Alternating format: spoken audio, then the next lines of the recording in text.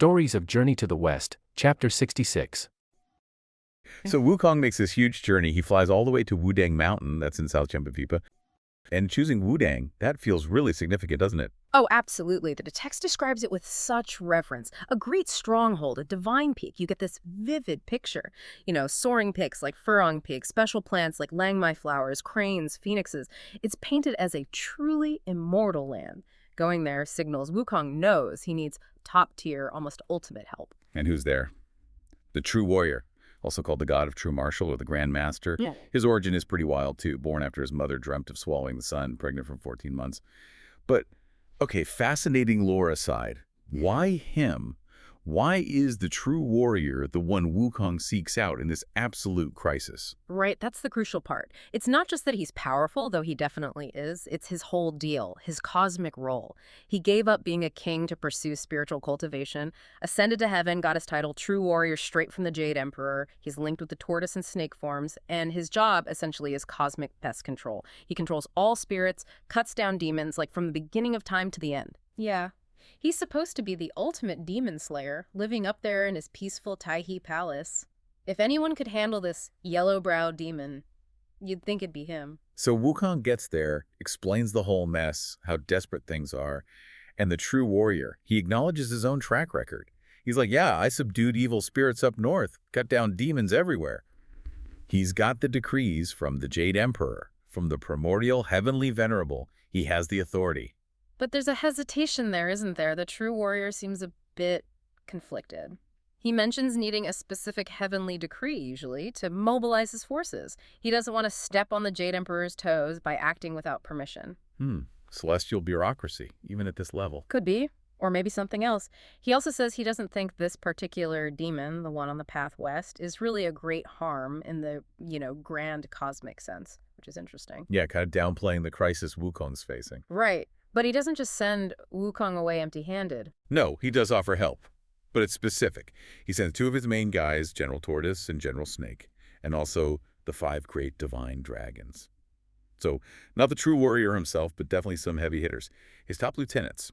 Okay, so Wukong flies back to the small lion temple. He's feeling pretty good now, right? Got his powerful new squad with him.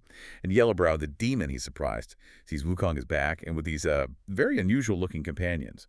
Tortoise and snake generals, divine dragons. And these new guys, they make quite an entrance. They announce themselves loud and clear. We're from Wudang Mountain, sent by the true warrior. Their mission, capture the demon, free Tang Sanzang, free the captured stars. And they basically tell the demon, surrender now or we wreck the place. No subtlety there. And the fight is on. The description is intense. Half an hour of pure chaos. The 5 dragons are making it rain, creating clouds. The 2 generals are kicking up dust and earth. Wukong's in the thick of it with his staff. It's water and fire against monster, weapons surrounding spirits, shouts so loud they scare wolves and tigers, shake ghosts and gods. You could almost hear it. It sounds like an overwhelming force, doesn't it? But then, the moment everything changes, the demon Yellowbrow, maybe seeing this onslaught is too much head-on, he reaches for it, he brings out the white cloth bag again. And Wukong sees it. He knows exactly what that means. He shouts a warning, desperate, be careful. He's learned his lesson about that bag. But here's the tragic part. The text says the new allies, the generals and dragons, they didn't know what be careful meant. Not in this specific context, anyway. They probably just thought Wukong was saying, fight hard, be alert. They kept fighting, pressing forward, relying on their raw power. They didn't have Wukong's first-hand painful experience with that specific weapon. Exactly. They lacked that crucial piece of intel. And then, poof, the demon throws the bag.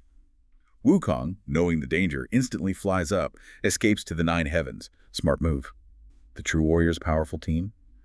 General Tortoise, General Snake, the 5 divine dragons. All gone. Sucked into the bag, just like everyone else before them. They get tied up, thrown in a cellar with the others. Complete reversal. It just smacks you in the face, doesn't it? Wukong's in a terrible state. Yeah. How does the source actually paint this picture? I mean, compared to the usual, cheeky monkey king. Well, it hits hard right away. Describes him as feeling listless, regretful, just slumped on a mountaintop. This isn't the Wukong we normally see. Wow. He's deeply distressed. His master, Tang Sanzang, his fellow disciples, even a whole bunch of heavenly beings, all snatched by this yellow-browed monster. It's why the source really leans into Wukong's emotional state here. And he's just slumped on a mountain peak, the text says, as if sleeping. Completely checked out. It's a Wukong we basically never see. Defeated. Still. It really humanizes him, though, doesn't it? Yeah. Seeing that even someone like Wukong, this cosmic powerhouse, can just hit a wall. Absolutely. Feeling totally overwhelmed, maybe like the obstacle is just too big this time. It's not just being tired, it's a crisis. A crisis of power, maybe purpose. And then, right when he's in this deep funk, This voice appears. exactly, a voice cuts through. And it belongs to the day duty officer, part of the system. Doing his rounds, basically. And he does not mince words, does he? He just lays it out there. Great sage, stop pretending to sleep. Oof. Quickly go seek rescue. Your master's life, only a short time left. Talk about blunt. No sugarcoating at all. Wow. Just straight to the point. But Wukong's reaction isn't No, he kind of explodes, right? totally. He lashes out, calls the officer a hairy deity, which is quite something, accuses him of being greedy for blood offerings, not doing his job. And even threatens to hit him. He does. It's such a strong reaction to someone just delivering bad but vital news. What's going on there? Why so angry? Especially when he's already down. Well, I think it hits right at his pride, you know? He's Ah. caught vulnerable, slumped, defeated. And then this, let's be honest, probably minor official in his eyes, calls him out directly. Tells him to stop pretending. Exactly. It's a huge blow to his ego. So he lashes out. The hairy deity thing is pure dismissal, projecting his own frustration onto the messenger because he hates being seen like this. So the great sage is basically having a bit of a tantrum. You could say that, yeah, a very high-stakes tantrum. But what's really brilliant is the officer's response. Right, he doesn't fight back. No, he handles it perfectly. Yeah. A real masterclass in, well, celestial diplomacy. He says, "Great sage, you are the immortal of joy in the human realm. What sorrow do you have?"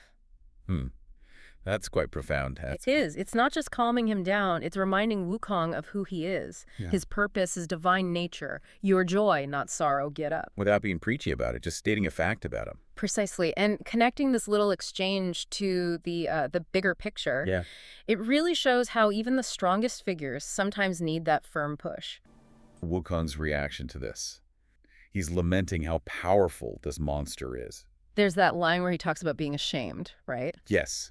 He says he's ashamed to go up to heaven and too embarrassed to enter the ocean treasury.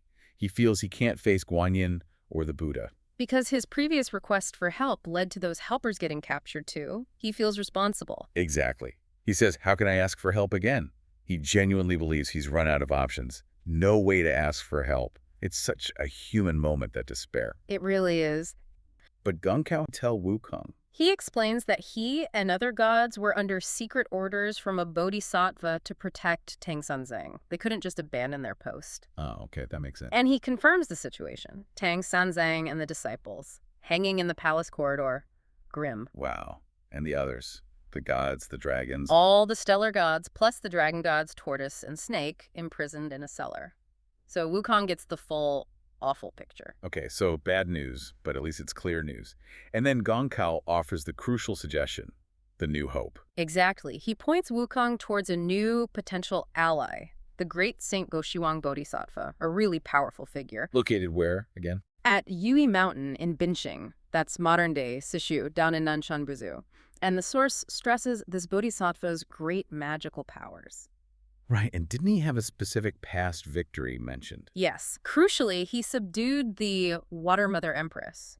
This detail hints that maybe this bodhisattva has the right kind of power for this tricky, bag-wielding demon, not just brute force. A specialist, maybe. Oh. So with this thread of hope, Wukong heads straight for Yui Mountain. What's the place like, according to the source? The source gives it quite the description. Paints a picture of spiritual grandeur, highlights its location. South, near Zhenjin, north bordering the Huai River. Strategic. And lots of temples and natural beauty. Absolutely. Mentions Ruin Temple, Glass Spring, Apricot Blossom Garden, places with real resonance. And the centerpiece is the Great St. Chan Temple. With that pagoda. Yeah, towering pagoda, piercing the clouds, 1,000 feet high.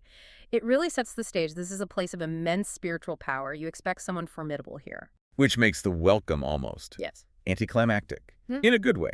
He arrives, and they're just waiting for him. Right. Great Saint Goshuang Bodhisattva and his disciple Little Prince Zhang, they already know Wukong's coming. Meet him right at the gates. No messing around. Speaks volumes about their awareness, their power. It really does. So Wukong lays it all out, the yellow-browed monster, the golden symbols from before, and of course the main problem, the cloth bag. He explains how everyone keeps getting captured, stresses how urgent it is to rescue his master, get those scriptures to China. A desperate plea. Mm-hmm. But the Bodhisattva, he has a reason he can't go himself, which is fascinating. Is this reason? He says it is early summer and the Huai River is flooding, practical. And he adds he's just subdued the water ape great saint and needs to keep an eye on things, basically, divine responsibilities. Can't just drop everything, even for Wukong. So what's the solution? Instead of going himself, he sends his disciple, little Prince Zhang, along with his 4 great generals. Ah, the new champions. He entrusts the mission to them. Exactly. It's like passing the torch or testing the student, a new generation stepping up. So they head back. Wukong, little Prince Zhang, the 4 generals, Right. back to the Little Layan Monastery, ready for round, what is it now, 3. Something like that. And these new guys have specific weapons. What do they bring? Little Prince Zhang has a Chubai spear, and the generals wield Kunlu swords. And Zhang, he's got confidence. Steps right up to the monster. Challenges him directly. Oh, yeah. Introduces himself, states his mission. But then we get this amazing self-introduction from him in poetic form. This part is incredible. Tell us about it. His backstory is something else. It really is. He says he's from the Flowing Sand Kingdom in the west, son of the king, had some childhood illness, sought longevity. And got cured by half a grain of cinnabar. All right. Then chose cultivation over being a king. Achieved immortality. Exactly. Immortality and eternal youth in his skills list. Wow. Yeah, what can he do? Catching fog, seizing wind, subduing water monsters, catching dragons, taming tigers, guarding mountains. I mean, it sounds perfect for dealing with tricky demons. Totally. And his specific tools. His Chubai spear can bind monsters, and his plain black robe can subdue demons. It's like the source is saying, here he is, the perfect counter. He's known locally as Little Zhang. He seems tailor-made for this fight. Which, knowing this story, probably means trouble. Huh. You might be right. The source is definitely setting us up. This detailed intro makes the next part even more impactful. But first, the demon gets a word in. Mocks him, right? Yeah. The yellow-browed monster basically says, why risk your immortal life listening to Wukong? And kind of jabs at him, suggesting his skills are maybe just for, water stuff. Trying to get in his head. Classic villain move. Yeah. But the fight starts anyway. Oh, it's fierce. Zhang, the generals, Wukong, they all attack. But that monster, his power is something else. His weapon, that short, soft wolf-tooth club. Yes, what about it? The source calls it a Buddhal treasure, Fo Zongbao. A Buddhist treasure. That's hugely significant. Not just a powerful weapon, but spiritually charged. Maybe even sacred. Exactly. It implies a different kind of power, something almost untouchable by normal means. It seems completely impervious, even to swords and spears. So the fight is intense, but the heroes aren't really making headway against this treasure club. Pretty much. The power dynamic is still way off. And then, inevitably, the familiar threat returns. Despite the new champion, despite the fierce battle, the demon pulls out the cloth bag again. Oh no, and Wukong sees it coming. He shouts a warning, be careful everyone, Louis Ixi. But the others don't know. They haven't faced the bag. Tragically, no. Little Princess Zhang, the generals, they just don't get the warning. They don't understand what's about to happen. Right. The slippery sound, that's how the source describes it. Swoosh. Little Prince Zhang and the 4 generals are bagged. Captured.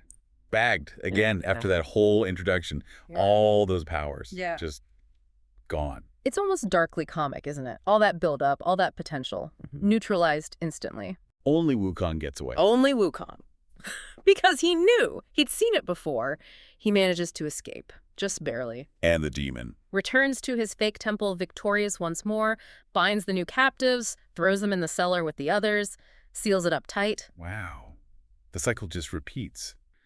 Wukong is just shattered, isn't he? He's just seen his master, Tang Sanzang, captured. Wow. And the generals, little Prince Zhang, all of them, gone, nabbed by this really formidable demon. And Wukong, the great sage equal to heaven, he's left alone. That really heartbroken. And he has this moment, this lament. He really breaks down. He's basically saying, Master, ever since I took this path, I promised to protect you. Thought it'd be smooth sailing, but now these monsters, nothing works. 100 strategies, useless. All my efforts running east and west for help, totally in vain. It's raw. Yeah, that vulnerability, it's absolutely key. It really reminds you that even Wukong, the great sage, has limits. He's not invincible. It strips away that usual bravado, Yeah. and it perfectly sets the stage for someone else to step in. It shows the emotional depth you can find in these old stories. It's not just action. And then, right when he's at his lowest, this figure appears. It gets really interesting here, almost out of nowhere. Yes. It's quite dramatic. The text says a rainbow cloud descends, there's heavy rain, and then poof, this figure emerges. And the description is so vivid. Big ears, a square face, full shoulders and belly.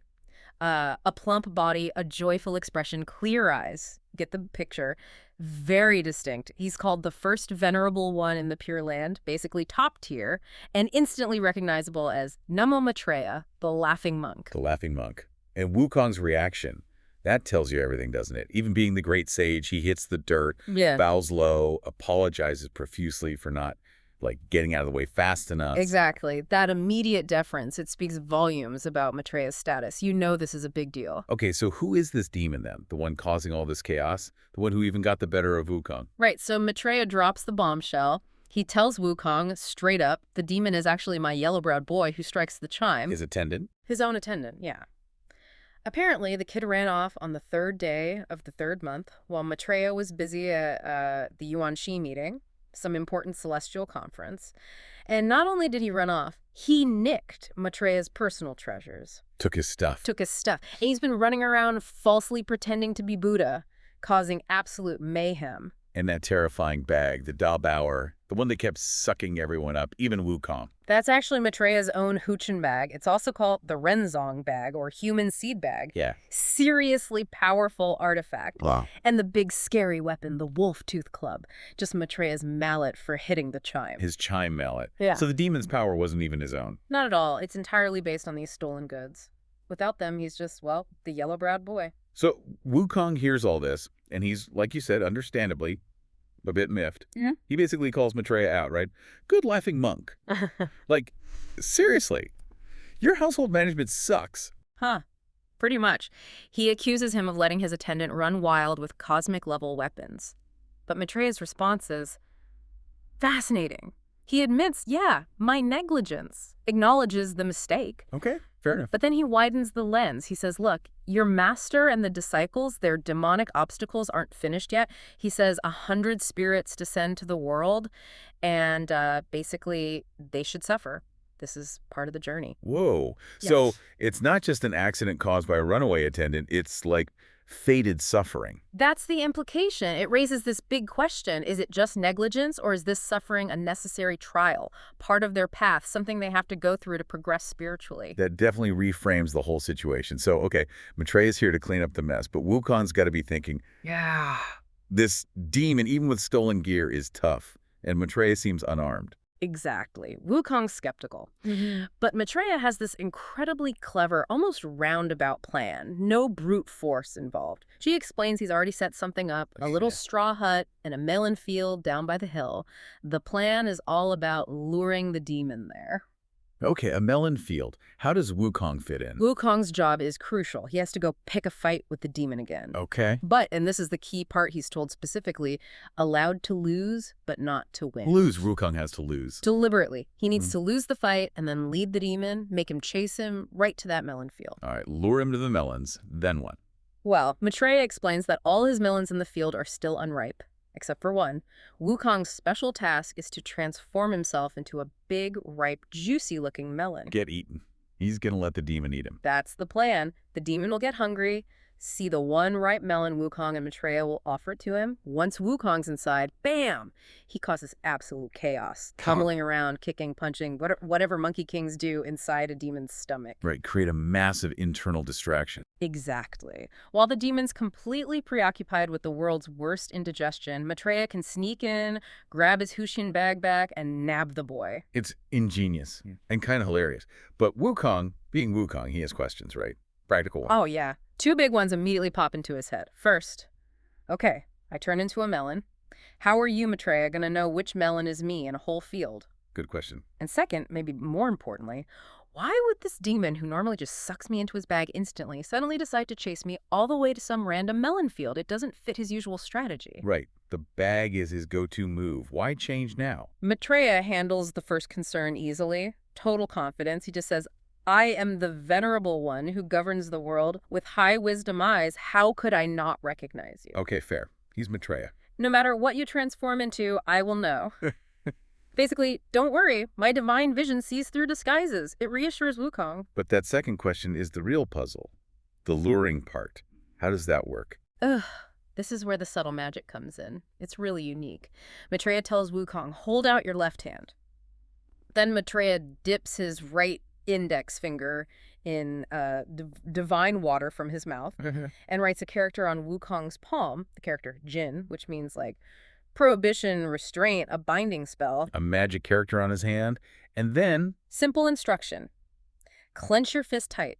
Then when you're in front of the demon, just open your hand. Release the fist right in his face. And that's it. That's the trick. That's the trick. Maitreya assures him the moment Wukong does that, the demon will just follow him. He'll be compelled to follow Wukong straight to the melon patch. Wow. So it's not about outfighting him. It's about this tiny magical restraint that changes the demon's behavior completely. Precisely. It's the hidden key to the whole strategy.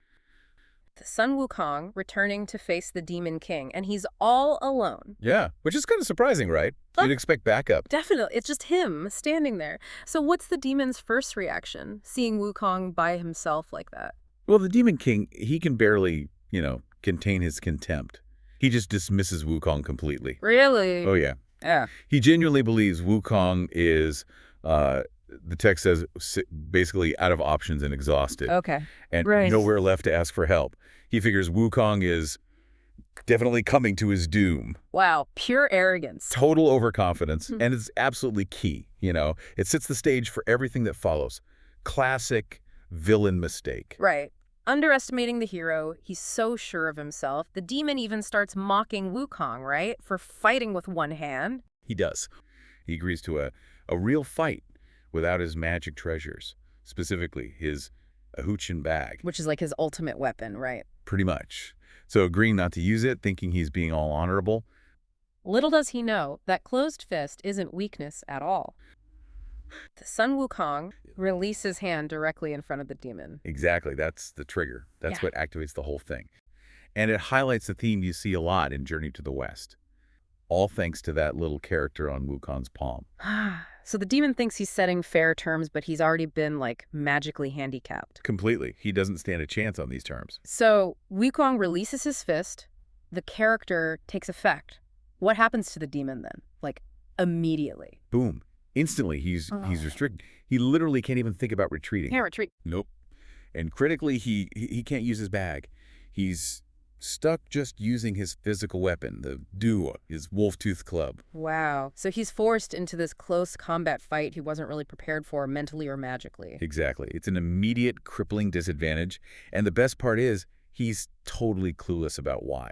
He just feels compelled to fight this way. That's brilliant. Wukong's fighting with one hand, metaphorically speaking, but it's the demon who's actually incapacitated without realizing it. Precisely. So Wukong, he feigns a move, makes like he's losing, and then retreats, pretending defeat, leading the demon on a chase. Okay, classic Wukong move. Lure him away. Where do they end up?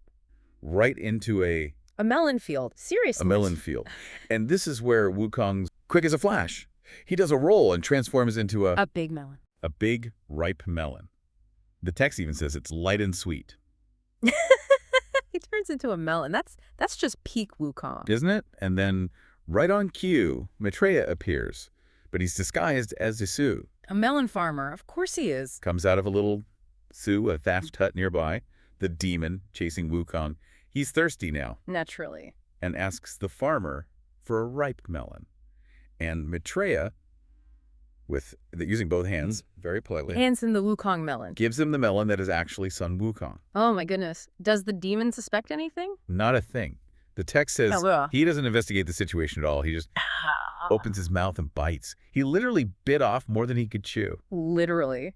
Which tells you a lot about how Wukong often wins, doesn't it? It's not always head-on clashes. Right. It's cunning, shape-shifting, using the enemy's own desires, like thirst against them. Exactly. He becomes a Trojan horse, basically. And Maitreya facilitates the whole thing. The demon just sees a melon, wants a melon, eats the melon. Simple. Until it's not simple anymore.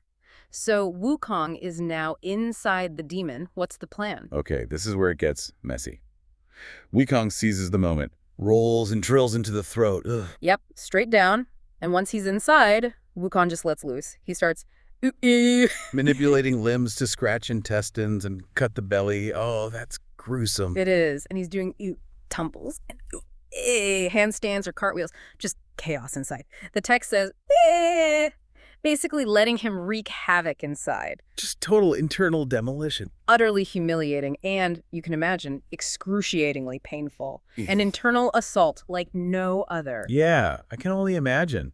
The demon must be in agony. Oh, completely. Grimacing, tears streaming. He's rolling around the melon field. Like a what? Like a threshing floor, just rolling in pain, crying out, Enough. Enough. Who will save me? Wow. Broken. Completely broken. It's a masterclass in psychological and very physical torment from the inside out. And at this low point, the mastermind reveals himself. Exactly. Maitreya drops the melon farmer disguise, reveals his true, radiant form. What does he say? Just calls the demon Ease. Evil creature, stern, powerful. And the demon's reaction? Instant recognition.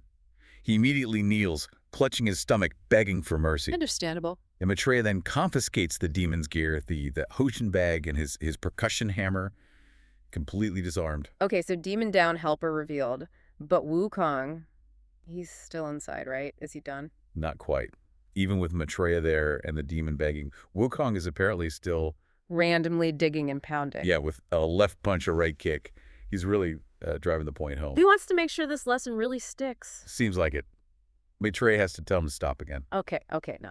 So Wukong finally tells the demon to open wide so he can get out. And he jumps out, ready for another swing. He jumps out and, yeah, looks like he's about to finish the demon off for good.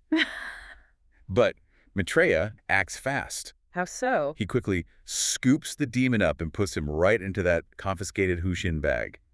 Conflict finally over. Phew. Okay, battle won. Demon bagged.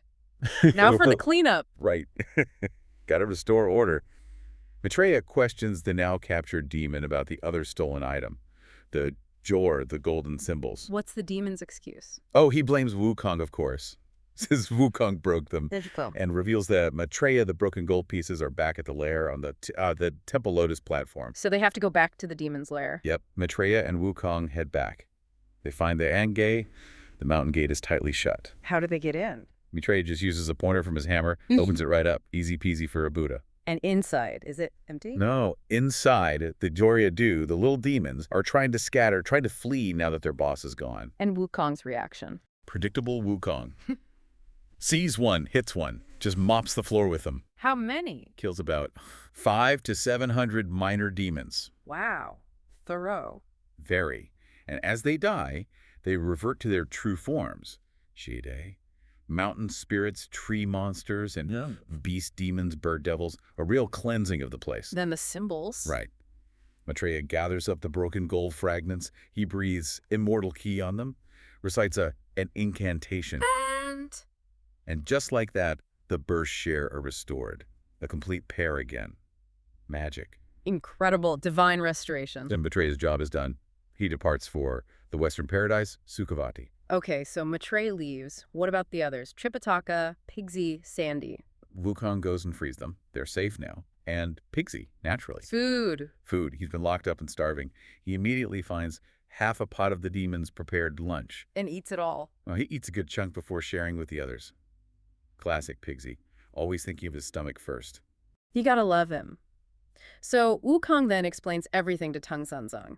The whole crazy melon plan. He does. He recounts the entire story, making sure to mention all the help he got. It wasn't just him. Right, highlighting the teamwork. Exactly. He mentions help from the Urge, ancestor tortoise and snake, Thiege, great sage, borrowing the crown prince from Wudang, and of course Maitreya's massive role. It really shows that even Wukong, with all his power, needs this whole network of allies. Absolutely.